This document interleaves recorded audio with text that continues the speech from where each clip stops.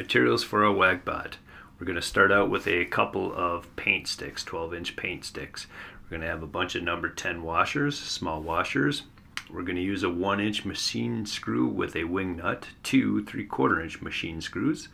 We're going to use a couple of couplings with an Allen wrench, a half cork, a rocker switch to turn things on and off, a gear motor, and that'll be driven using a battery pack with 4 AAA batteries. And then the whegs are going to be made out of 2 small PVC pieces cut in half.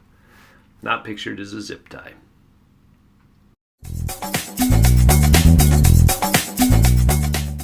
Alright, tools you're going to need to gather. You're going to start with a clamp. You're going to need that for holding down your paint sticks while you cut it with this saw. You're going to need a pen or a pencil or a marker for making marks, a needle nose pliers, and you're going to need a screwdriver with a Phillips head. Hot glue gun with hot glue, of course, and a ruler for measuring. We're also going to need a side cutters and a wire strippers.